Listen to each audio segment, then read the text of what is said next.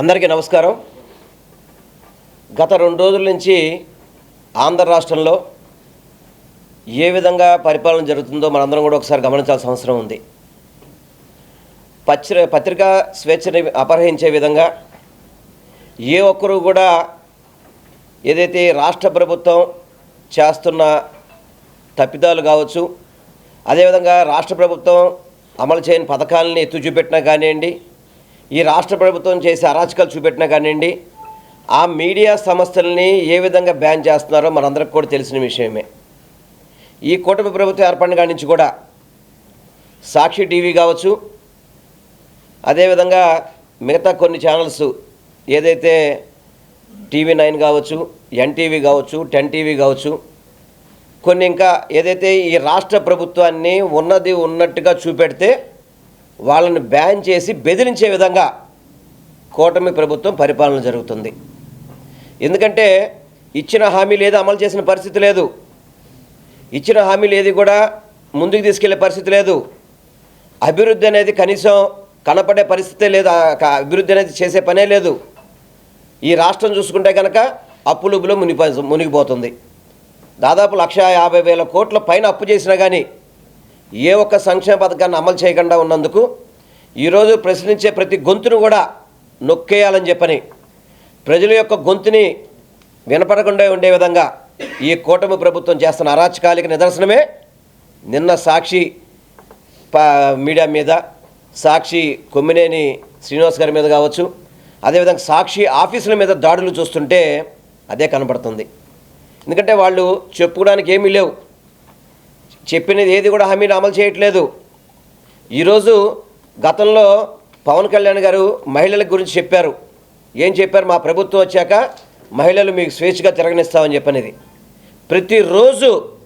ప్రతిరోజు మహిళల మీద అత్యాచారాలు కావచ్చు, మహిళల్ని చంపేయడం కావచ్చు, మహిళలు మిస్సింగ్ కావచ్చు, ఇన్ని జరుగుతున్నా కానీ ఈ కూటమి ప్రభుత్వం కానీ హోమ్ మినిస్టర్ కానీ వాటి మీద యాక్షన్ తీసుకుంటున్నారా? మహిళలు సుమారు ఎంతమంది ఆత్మహత్య చేసుకుని ఉంటారు, ఎంతమందిని చంపేసి ఉంటారు, మహిళలు ఎంతమంది మిస్ అయిపోయి ఉంటారు?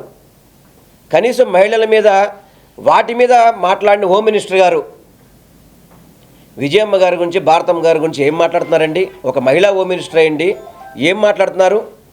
వాటి మీద చర్యలు ఉండవు. మాట్లాడిన వాటికి కొమ్మినేని శ్రీనివాస్ గారు 70 ఏళ్ల వయసున్న సీనియర్ జర్నలిస్ట్ని ఏ విధంగా నిన్న తీసుకొచ్చారో మీరు చూశారు. కనీసం ఇంట్లో ట్యాబ్లెట్ తీసుకుందామంటే కూడా లోపల పంపించిన పరిస్థితి లేదు. ఇంట్లోకి ట్యాబ్లెట్ తీసుకుందామన్నా, బట్టలు తీసుకుందామన్నా కూడా నిర్దాక్షంగా గేటు బయటే ఆపేసి ఏ విధంగా ఒక క్రిమినల్ ముద్దాయిని ఏ విధంగా ట్రీట్ చేస్తారో, ఏ విధంగా కనీసం ప్రొసీజర్ పాటించకుండా పోలీసు వ్యవస్థ ఏ విధంగా చేస్తుందో మీరు చూశారు. అంటే వీటన్నిటిని చూసి సాక్షి మీడియా భయపడుతుందని చెప్పని, వైఎస్ఆర్సీపీ శ్రేణులు భయపడతారని చెప్పి అనుకుంటున్నారు. మీరేమన్నా? ఎవ్వరు కూడా భయపడే పరిస్థితి కాదు. ప్రజల కోసం ఎంతవరకైనా వెళ్ళే పార్టీ వైఎస్ఆర్సీపీ పార్టీ. ప్రజల గొంతుకిని వినిపించడానికి ఎంత దూరమైన వెళ్ళే ఛానళ్ళు, సాక్షి ఛానల్ కావచ్చు, సాక్షి పేపర్ కావచ్చు, ఇవన్నీ కూడా తప్పకుండా ప్రజల పక్షాన్ని నిలబడతారు. మీరు ఎన్ని కిరాచకాలు, ఆచకాలు, ఎన్ని ఇబ్బందులు పెట్టినా కానివ్వండి.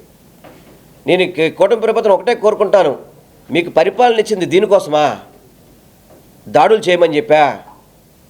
ఈ మానభంగాలు చేస్తున్నా, అత్యాచారాలు చేస్తున్నా పట్టించుకున్న పరిస్థితి లేదా? ఎక్కడ పోతుంది ఈ పరిపాలన? అసలుకి ఏమైపోతుంది పరిపాలన? అసలుకి ప్రతిరోజు కూడా కేవలం కక్ష సాధింపు, ప్రశ్నించే ప్రతి గొంతును కూడా అరెస్ట్ చేయాలని చెప్పని ప్రయత్నం చేయడం తప్ప ఈ కూటమి ప్రభుత్వం పరిపాలనలో పూర్తిగా కూడా విఫలమైపోయిందని చెప్పని మీ అందరికీ కూడా తెలియపరచుకుంటున్నాం. తప్పుడు కేసులు ఆపాలి. నిన్న సాక్షి మీడియా మీద దాడి చేసింది ఎవరండి? కేవలం కూటమి నాయకులు, ముఖ్యంగా తెలుగుదేశం పార్టీ నాయకులు. ప్రజానీకం ఎవరు ఉన్నారా? దాడులు చూస్తూ కూర్చుంటాం అనుకుంటున్నారా? చూస్తూ కూర్చుంటామా? తప్పకుండా వాళ్ళకి సమాధానం చెప్పే రోజులు దగ్గరలో ఉంటాయి. దాంట్లో సమస్య లేదు. 100 రూపాయలు అట్టు పెట్టినమ్మకి అట్టున్నర పెడుతుంది నెక్స్ట్ ప్రభుత్వంలో, చూసుకోమని చెప్పండి.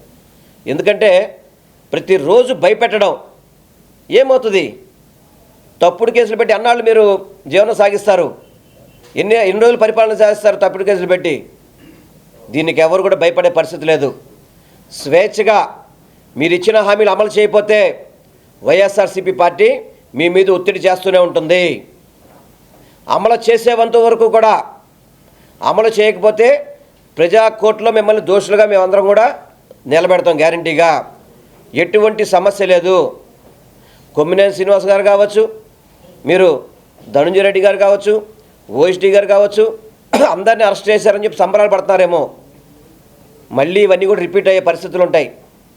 తప్పనిసరిగా రిపీట్ అవుతుంది. ఎందుకంటే మీరు మీరు చేసిన తప్పులన్నీ కూడా ప్రజా కోర్టులో పెడతాం. మిమ్మల్ని అందరూ కూడా ప్రజల ముందు ముద్దాయిలుగా నిలబెడతాం.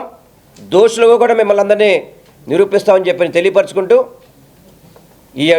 ఇటువంటి దుష్ట కార్యక్రమాలు ఆపాలని చెప్పని నేను కూటమి ప్రభుత్వానికి హెచ్చరిస్తున్నాను.